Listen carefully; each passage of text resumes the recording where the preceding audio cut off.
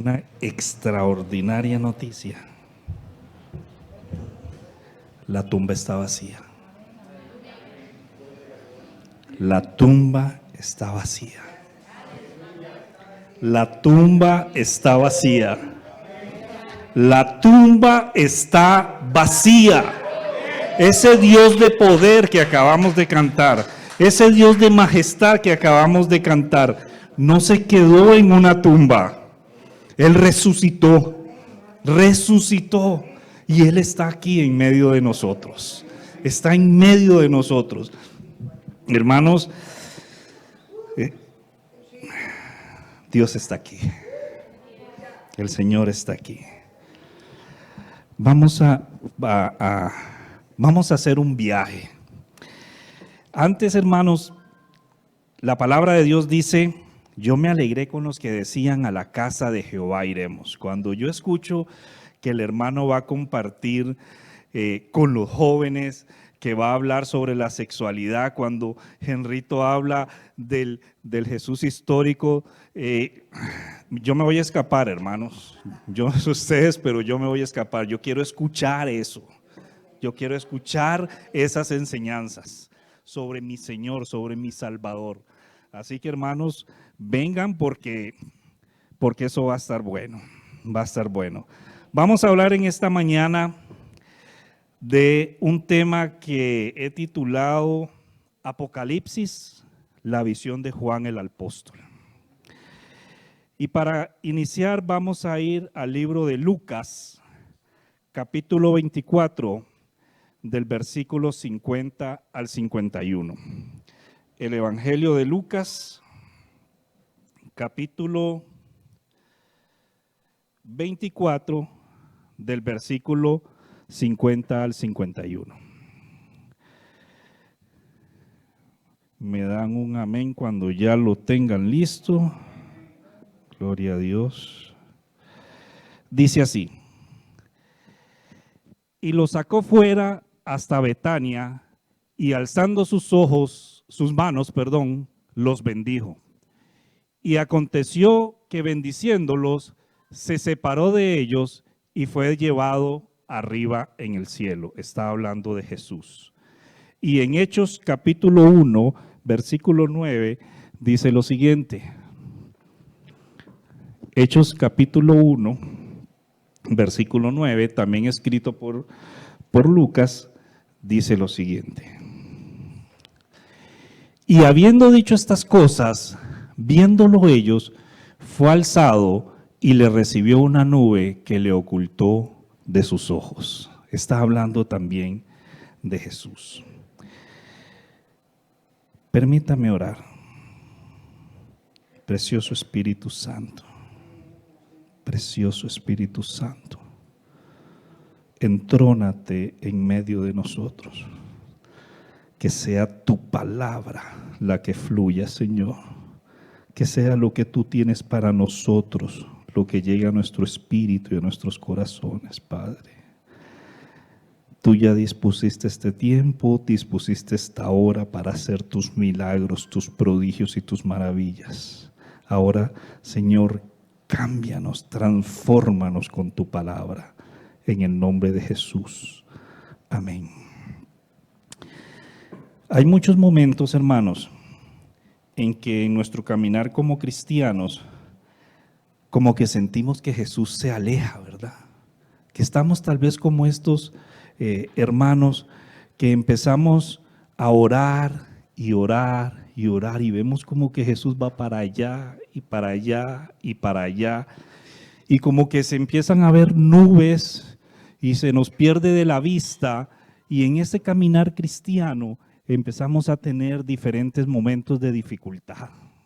Empezamos a tener momentos de angustia, de incertidumbre, y pareciera como que los cielos se cierran, pareciera como que nosotros oramos y Jesús da un paso para acá, y nosotros oramos y Jesús da otro paso para acá. ¿Le ha pasado?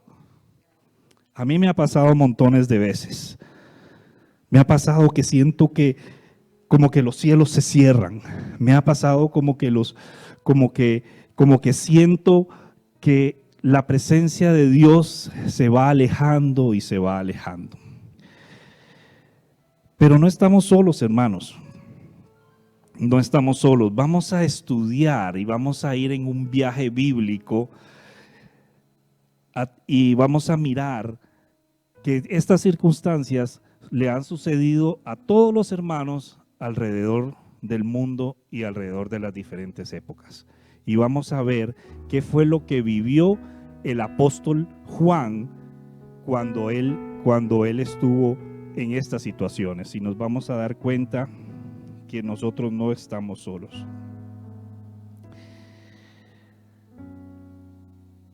Cuando pensamos, y para eso vamos a estudiar el libro de Apocalipsis, los primeros capítulos del libro de Apocalipsis. Cuando pensamos en el libro de Apocalipsis, nos imaginamos todos esos acontecimientos que nos hablan los estudiosos de la escatología, ¿verdad? Que habla de la tribulación, de la gran tribulación, del falso profeta, de la bestia, de los ayes y las trompetas y las copas y todo este tipo de cosas que Dios le mostró a Juan en el libro de Apocalipsis.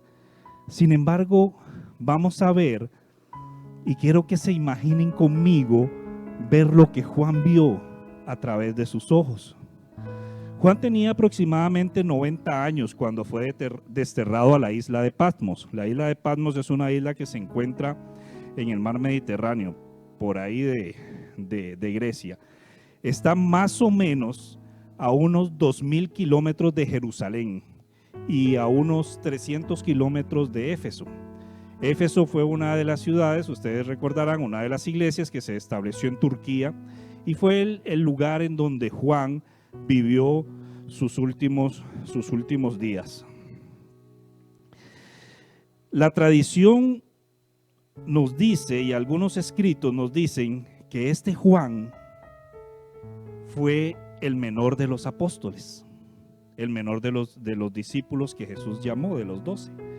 Entonces, más o menos, hermanos, si Jesús tenía 30 años, dicen los estudiosos, cuando comenzó su ministerio, tal vez Juan andaba en sus 20. La Biblia no nos dice, ni ningún estudioso nos dice qué edad tenía, pero podría ser que fuera un joven que andaba en sus 20 años. Este joven Juan estuvo con Jesús casi desde el inicio de su ministerio. Él tuvo el privilegio de ver eventos trascendentales en la vida de Jesús. Él estuvo en la barca cuando Jesús caminó sobre las aguas. Él lo vio caminar. Él estuvo cuando Jesús estuvo en el monte de la transfiguración, ¿recuerdan? Que se les apareció Moisés y Elías y Jesús fue transfigurado. Él estuvo ahí. Él estuvo cuando multiplicaron los panes y los peces. Él vio una cesta vacía, casi vacía, solo con unos cuantos peces y unos cuantos panes, y vio recoger 12 cestas llenas. Él estuvo ahí. Ese joven estuvo ahí. Él estuvo con los discípulos cuando Jesús se le enfrentaba a los fariseos y les decía: generación de víboras, cuando se confrontaba y les decía: ustedes están induciendo a mi pueblo al pecado. Él estuvo ahí. Él lo vio a Jesús enfrentarse a los fariseos. Vio a Jesús en el monte de los olivos enseñando las bienaventuranzas y enseñándole al pueblo. Vio hacer milagros. También estuvo con él cuando se apartaban, probablemente en las noches, y estaban los 12 sentados y Jesús empezaba a hablarles a ellos. Él era parte de ese círculo. Y no solamente Juan era parte de esos 12 discípulos, sino que era parte del círculo íntimo de Jesús, que era Juan, Jacobo o Santiago y Pedro. Ellos tres siempre estaban con Jesús, siempre. Era parte de ese círculo íntimo de Jesús. Ahora, imagínense a ese joven, imagínenselo, entusiasmado hasta el éxtasis. El Mesías lo había llamado, había estado con él, había visto los milagros. El Mesías prometido en los escritos bíblicos estaba con él, era su compañero, era su amigo. Imagínense a este joven. ¿Usted se imagina que en este momento entrara Jesús y viniera y le tomara de la mano a mi hermano y le dijera: venga, varón, este hermano va a estar que brinca en una pata, como decimos los ticos, ¿verdad? Del éxtasis, de esa llenura, de esa emoción de que el Mesías prometido lo está llamando. Y no solo lo llama como parte de los 12, sino como parte de su círculo íntimo. Probablemente en el pueblo todos los conocían. Probablemente cuando iba por la calle, mira, ahí va Juan. Él es el apóstol de Jesús. Él es el discípulo de Jesús. Y lo llamaban: Juan, Juan, venga, tómese una tacita de café. Venga, entre a mi casa. Mira, mi chiquito, se acaba de graduar de la escuela, del kinder. ¿Por qué no me lo bendice? ¿Por qué no ora por ellos? En el pueblo lo conocían. En el pueblo sabían quién era Juan. Sabían que estaba con Jesús. Cuando se hacían las grandes multitudes, aquel joven no hacía fila para entrar. Él simplemente entraba y le tenían asientos a la par de Jesús. Vean a ese joven. Vean a ese joven lleno de ese entusiasmo que le da el estar a la par de Jesús. Era el ministro que todos querían invitar. Hermano Juan, vamos a tener un congreso de jóvenes, ¿por qué no nos va a dar una palabrita? Hermanos, vamos a tener un desayuno de señoras, venga y denos una palabra, bendiga a nuestras mujeres, a nuestras esposas, a nuestras damas. Ese era el ministro del momento. Y ahí está Juan, jovencito, caminando con Jesús, en el mayor tal vez de su éxtasis, de su realización con Jesús. Pero de pronto algo empieza a suceder. De pronto Juan empieza a ver que los ataques de los fariseos empiezan a ser un poco más rudos, que la persecución de los fariseos empiezan a tener un poco más de violencia. Empieza a ver Juan que las cosas están cambiando, pero él sigue su caminar con Jesús. Él sigue su caminar con Jesús. Y en ese caminar con Jesús, él se da cuenta que el seguir al Maestro, que el seguir al Mesías, tiene su precio.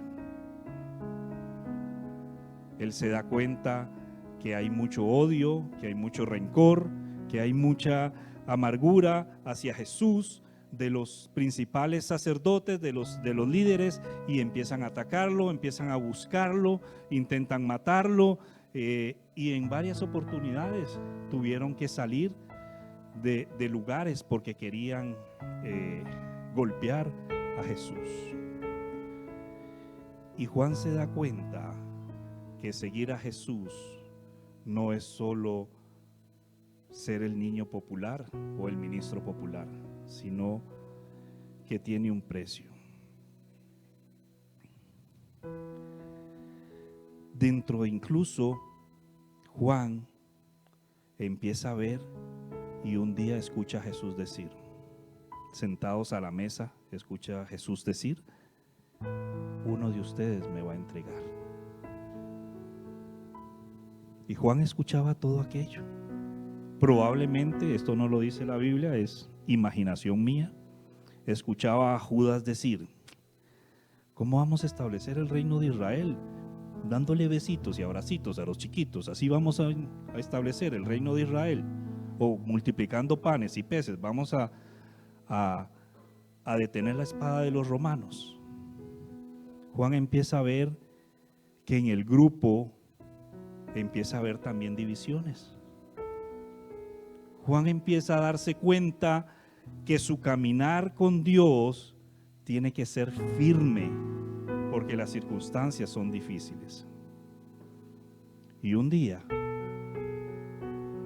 ve a su maestro en el huerto de Getsemaní orando, y su sudor es como grandes gotas de sangre.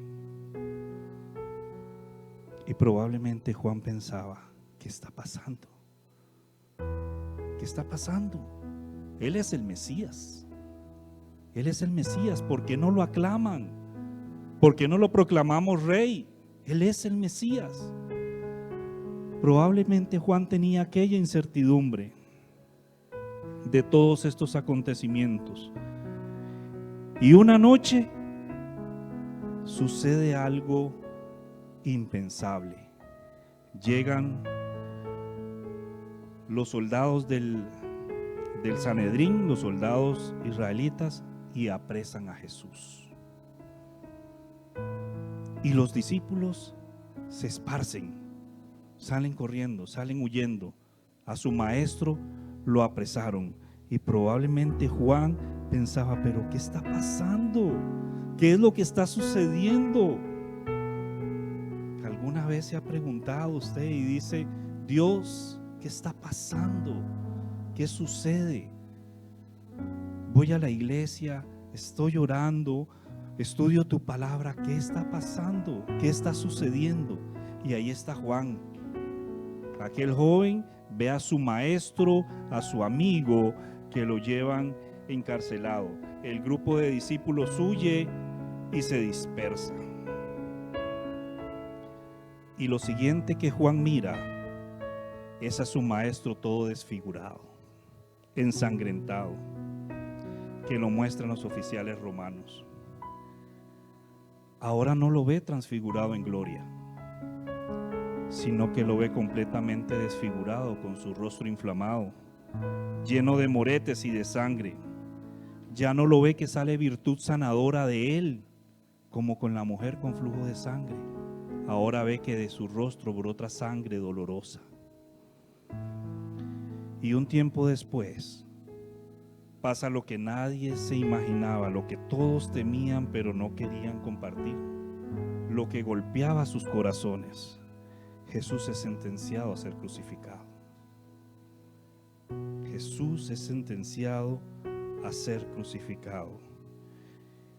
Y un día aquel joven en primera fila ve a su maestro, a su amigo, a su compañero colgado de una cruz. Escucha el llanto desconsolador de María, la madre de Jesús, a su lado, gimiendo de dolor al ver a su hijo colgado en una cruz. Siente y escucha la respiración angustiosa de Jesús.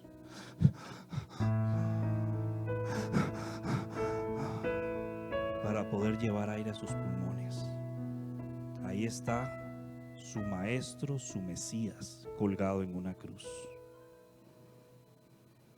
Y en uno de esos momentos donde Jesús lleva aire a sus pulmones, le escucha decir: Juan, cuida a mi madre. Aquella mujer que está desgarrada del dolor porque está viendo a su hijo en una cruz, porque está viendo a su hijo ensangrentado, porque está viendo a su hijo desfigurado. Isaías dice que se mudó de él, cambió de él cualquier rostro humano, completamente desfigurado. Y a la tarde Jesús muere. Y Juan probablemente pensó, como un golpe que le hubieran dado: ¿qué pasó? ¿Qué pasó?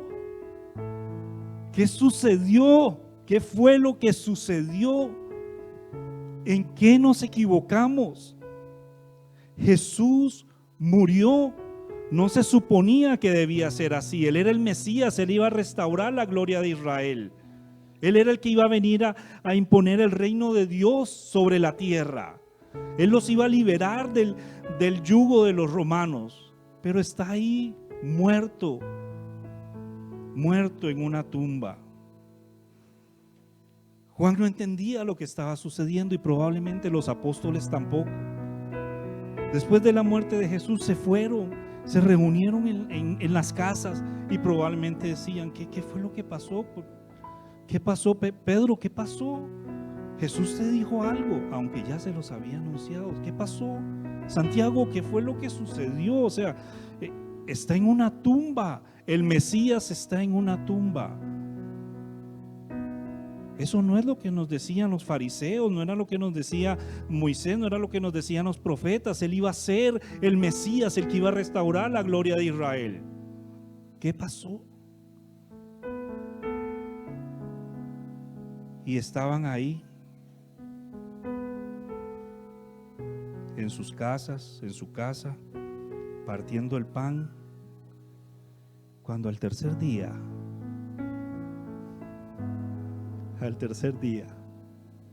llegan noticias de unas mujeres. Hermanos, Jesús resucitó, la tumba está vacía, Él resucitó, está vivo. Unos varones nos dijeron que Él está vivo, resucitó. Y la esperanza vuelve a renacer en aquellos discípulos. Aquel Juan, aquel joven, vuelve a llenarse de fe, vuelve a llenarse de esa esperanza y a decir, sí, verdaderamente este era el Mesías, el Hijo de Dios. Él resucitó, la tumba está vacía. Aleluya, aleluya. Y aproximadamente 40 días después, Jesús los saca fuera de Jerusalén, los bendice y es llevado al cielo. Y aquellos hombres se quedan viendo hacia el cielo, viendo a su maestro volverse a ir. Y probablemente vuelven a pensar, ¿qué pasó? Se volvió a ir. Nos dejó solos. Y Jesús les da una promesa y les dice, vayan a Jerusalén. Y les dice, esperen,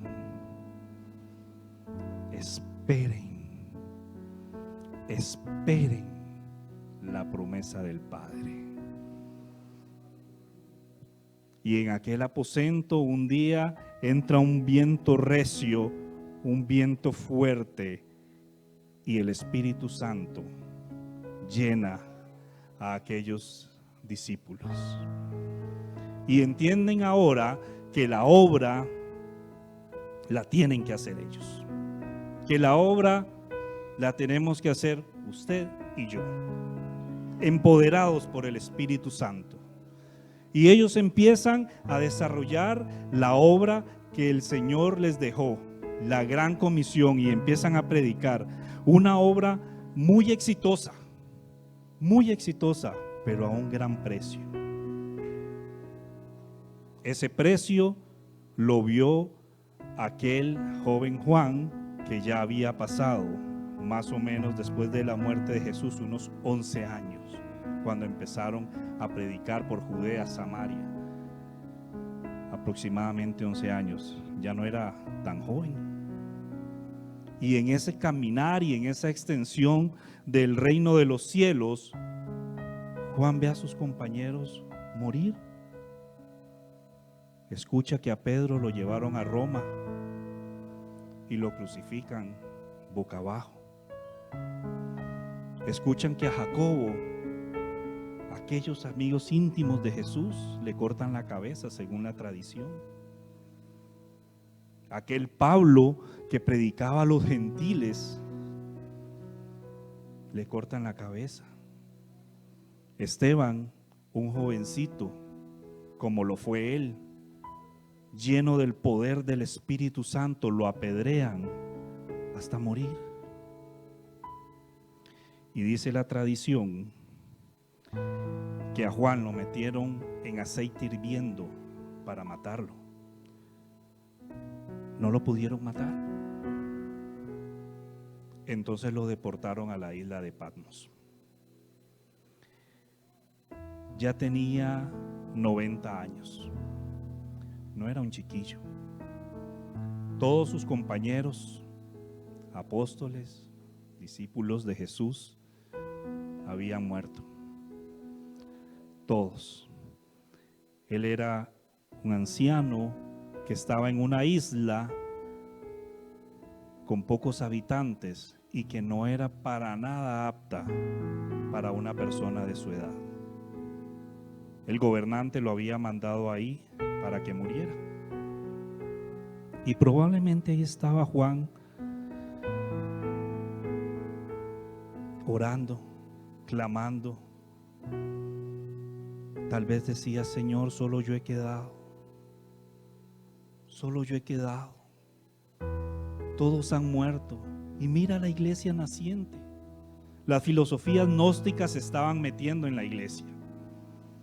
Gentes que querían ganar dinero con el evangelio se estaban infiltrando en las diferentes iglesias. Los judaizantes estaban tratando de llevar a todos aquellos nuevos convertidos, aquellos que habían aceptado la salvación de Jesús, a practicar ritos, a volver a circuncidarse, a guardar el sábado, a hacer fiestas como parte de la salvación. Y Juan probablemente, dice la tradición, en una cueva, en una gruta oraba, en una piedra, recostado oraba y decía: Señor, solo yo he quedado. Ya tengo 90 años. Estoy lejos de Jerusalén. Estoy lejos de Éfeso. ¿Qué va a pasar con tu iglesia? ¿Qué va a pasar con la obra que nos encomendaste? ¿Qué va a suceder? Y dice la tradición que estando Juan en una cueva, y vamos a ir a Apocalipsis, capítulo 1, del versículo 1, versículo 2. Estando Juan en aquella cueva, ya no siendo un niño, un jovencito, sino siendo un hombre de 90 años. Dice Apocalipsis capítulo 1, versículo 1 y 2. La revelación de Jesucristo que Dios le dio para manifestar a su siervo las cosas que deben suceder pronto, y la declaró enviándola por medio de su ángel a su siervo Juan. Versículo 2. Que ha dado testimonio de la palabra de Dios y del testimonio de Jesucristo y de todas las cosas que ha visto. Dios Padre, en un acto de infinita misericordia y de infinito amor, le permite a Jesús traer una revelación a aquel anciano Juan que está clamando. Dios le permite, en un acto de mucho amor, traerle esa revelación a aquel anciano Juan, que oraba y clamaba por la iglesia, por usted y por mí. Estábamos en esas oraciones y Dios le permite traer esta revelación. Y dice el versículo 4 y 5 en ese mismo capítulo de Apocalipsis: Juan, a las 7 iglesias que están en Asia, gracia y paz a vosotros del que es, del que era y del que ha de venir, y de los 7 espíritus que están delante de su trono. Versículo 5: y de Jesucristo, el testigo fiel, el primogénito de los muertos y el soberano de los reyes de la tierra, al que nos amó y nos lavó de nuestros pecados con su sangre. Juan sabía de lo que estaba hablando. Con su sangre. Nos redimió con su sangre. Él había visto al maestro ensangrentado. Él sabía de lo que estaba hablando. Él se había recostado en ese pecho que en la cruz lo vio ensangrentado y dificultoso para llevar aire a sus pulmones. Él había visto la barba de su maestro hecha una masa de sangre, sudor y tierra. Él sabía de lo que estaba hablando. Él sabía que Jesús había derramado su sangre por nosotros. Pero el Padre sabía que era necesario para Juan, que era necesario para la iglesia y que era necesario para usted y para mí la revelación de Apocalipsis.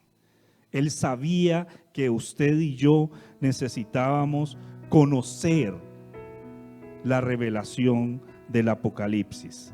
Y en el versículo 9, versículo 18 dice lo siguiente.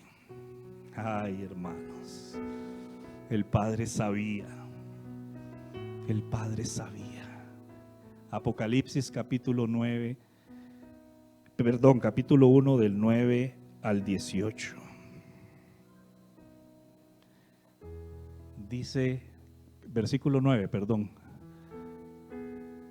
yo, Juan, vuestro hermano, y copartícipe vuestro en las tribulaciones, en el reino y en la paciencia de Jesucristo, estaba en la isla llamada Patmos, por causa de la palabra del testimonio, por causa de la palabra de Dios y el testimonio de Jesucristo. Versículo 10. Yo estaba en el Espíritu en el día del Señor, y oí detrás de mí una gran voz como de trompeta, que decía: yo soy el Alfa y la Omega, el primero y el último. Escribe en un libro lo que ves y envíalo a las 7 iglesias que están en Asia, en Éfeso, Esmirna, Pérgamo, Tiatira, Sardis, Filadelfia y la Odisea. Y me volví para ver la voz que hablaba conmigo, y vuelto vi 7 candeleros. Permítame un segundito ahí. Y ahí estaba aquel anciano. Estaba orando, estaba clamando, estaba gimiendo, estaba en el Espíritu. Y de pronto escucha una voz. Y esa voz se le hace conocida. Esa voz se le hace conocida. Su corazón empieza a palpitar. Y probablemente piensa: yo conozco esa voz. Yo escuché esa voz. Por 3 años y medio aproximadamente escuché esa voz. Y su corazón empezó a palpitar. Empezó a palpitar. Y dice: y me volví para ver la voz que hablaba conmigo, y vuelto vi 7 candeleros de oro. Versículo 13. Y en medio de los 7 candeleros a uno semejante al Hijo del Hombre, vestido de una ropa que llegaba hasta los pies, ceñido por el pecho con un cinto de oro. Versículo 14. Su cabeza y sus cabellos eran blancos como blanca lana, como nieve, sus ojos como llama de fuego, y sus pies semejante al bronce bruñido, refulgente como en un horno, y su voz como estruendo de muchas aguas. Tenía en su diestra 7 estrellas, y de su boca salía una espada aguda de 2 filos, y su rostro era como el sol cuando resplandece en su fuerza. Cuando lo vi, caí como muerto a sus pies, y él puso su diestra sobre mí diciéndome: no temas, no temas. Yo soy el primero y el último, y el que vino y el que estuve muerto, mas he aquí que vivo por los siglos de los siglos. Amén. Y tengo las llaves de la muerte y del Hades. Estaba vivo. Está vivo. Está vivo. Él está vivo. Ahí estaba el anciano Juan clamando: Padre, tu iglesia. Padre, tus hijos, tu iglesia. Y de pronto escucha una voz, y él se vuelve y mira la gloria de Jesús Ya no lo ve ensangrentado, ahora lo ve lleno de gloria. Sus ojos no se están apagando porque está entrando la muerte en él, sino que son como llamas de fuego. Ya su respiración no es angustiosa, ahora su voz es como estruendo de muchas aguas, como trompetas que dicen: yo soy el que estuve muerto y vivo, y tengo las llaves de la muerte y del Hades. Y caí como muerto, dice. Y él puso su mano sobre mí y me dijo: no temas, no temas. Alguien necesita escuchar la voz de Dios. No temas.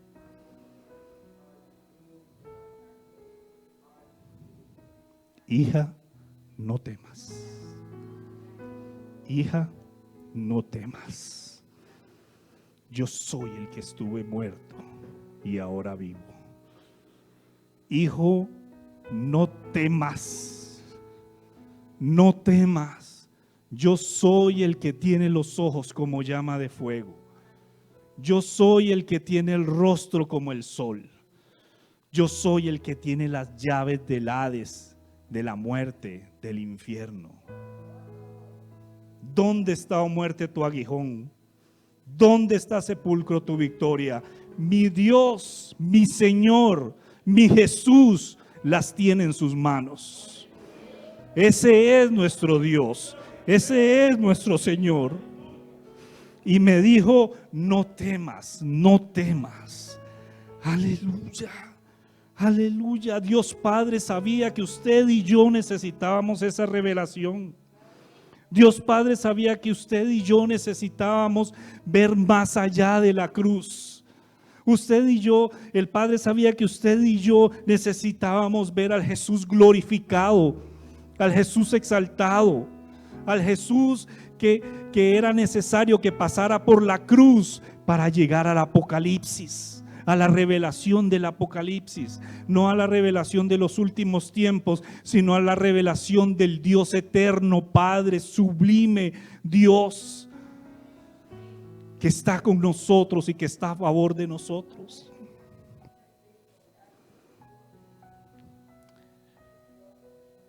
Vamos a ir al capítulo 4 de Apocalipsis. Y pido al Dios y Padre, al Santo Espíritu, que abra nuestros ojos espirituales. Que dejemos de un lado nuestra mentalidad humana, nuestra religiosidad, y veamos a través de los ojos de aquel anciano Juan. Dice Apocalipsis capítulo 4 versículo 1. Dice Juan: después de esto miré, y aquí una puerta abierta en el cielo.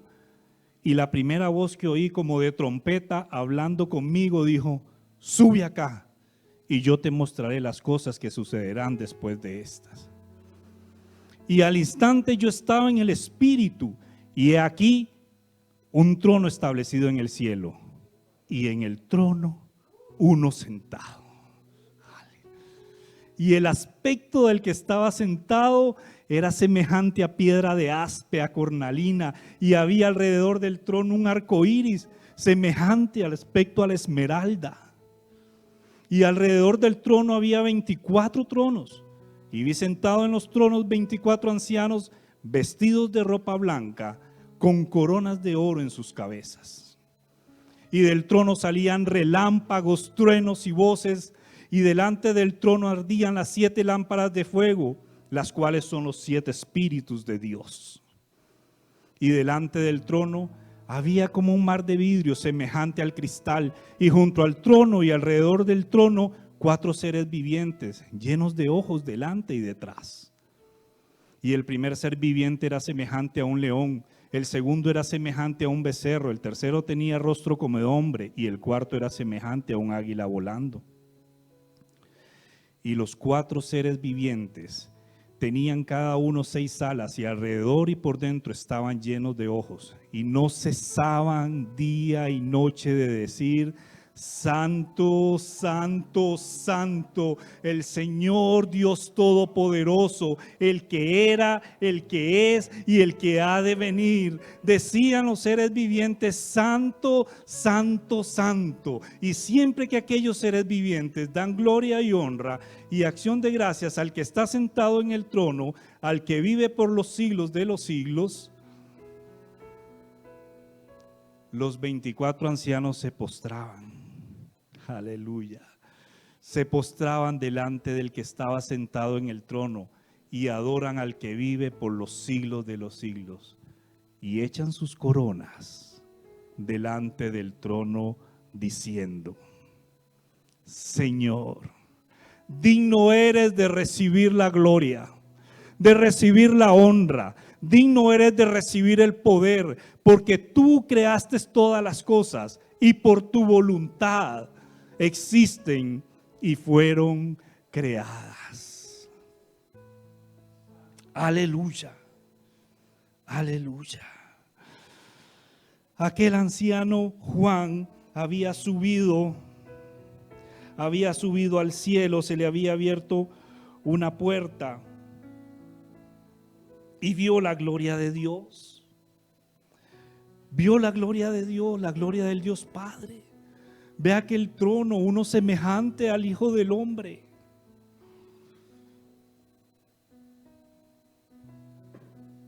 Dios te manda a decir: sube acá, sube acá. Los cielos están abiertos para que veas mi gloria. Los cielos están abiertos para que veas mi majestad. Los cielos están abiertos para que me veas en mi esplendor. Es su presencia la que está en medio de nosotros. Es su presencia. Es el Dios de los imposibles. Es el Dios que todo lo hace. Es el Dios que todo lo puede. Es el Dios que tiene todo poder. ¿Cómo se llama tu enfermedad?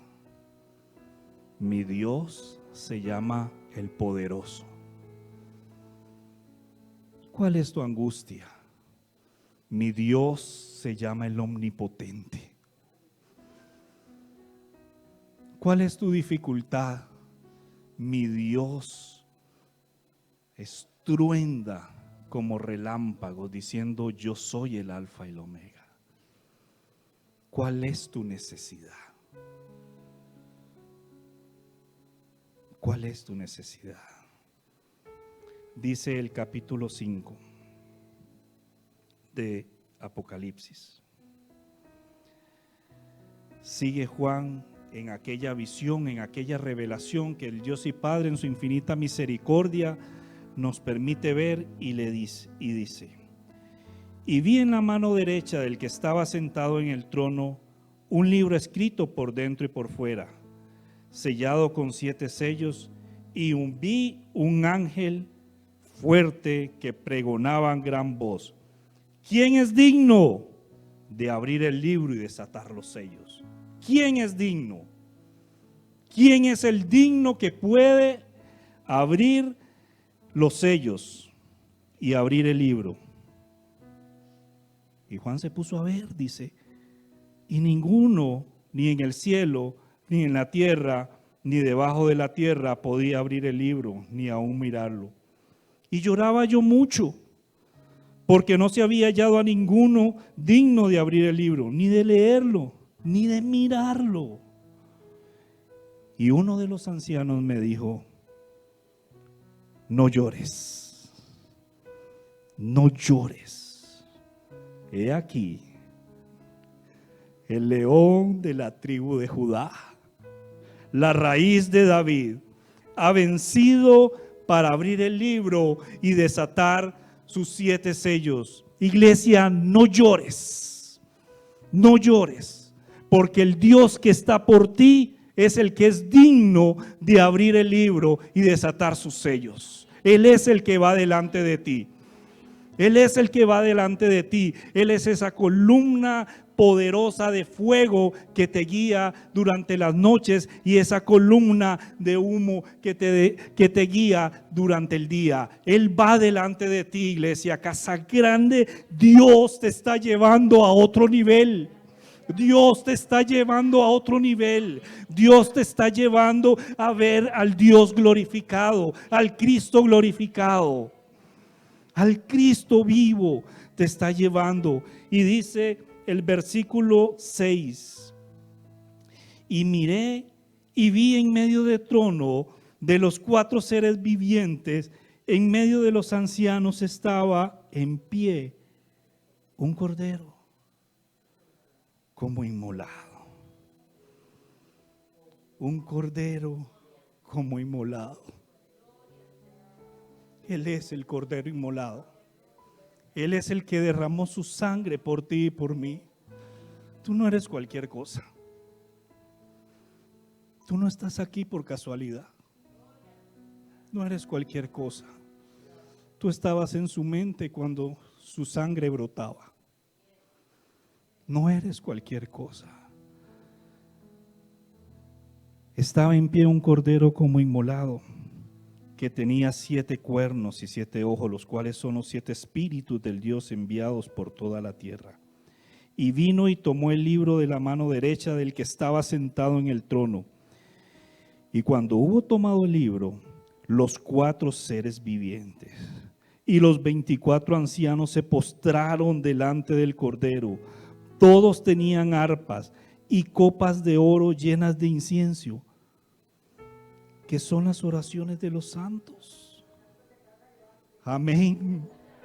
Tu oración y mi oración, en esa visión gloriosa que está teniendo aquel anciano,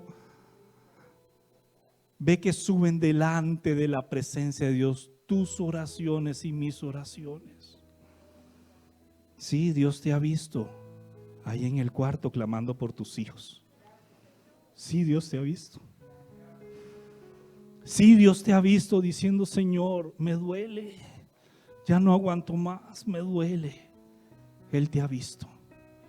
Delante de Él suben tus oraciones. Delante de Él suben. Mi matrimonio, papá, mi matrimonio, mi esposo, mi esposa. Sí, Él te escucha. Y están delante de Él tus oraciones. Y cantaban un nuevo cántico, dice el versículo 9, diciendo: digno eres de tomar el libro y de abrir los sellos, porque tú fuiste inmolado y con tu sangre nos has redimido para Dios de todo linaje, de toda lengua, pueblo y nación. Y nos has hecho para nuestro Dios reyes y sacerdotes, y reinaremos sobre la tierra.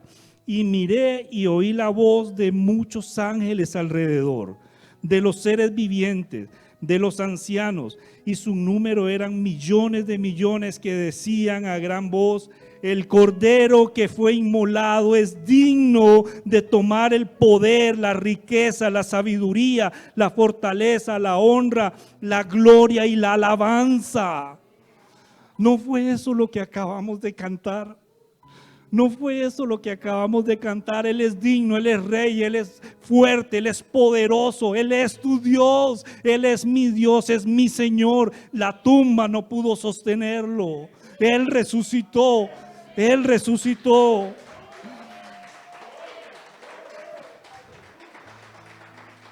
Aleluya, aleluya. Y dice el versículo 13: y todo lo creado que está en el cielo, sobre la tierra y debajo de la tierra, y en el mar y en todas las cosas que en ellos hay, oí decir: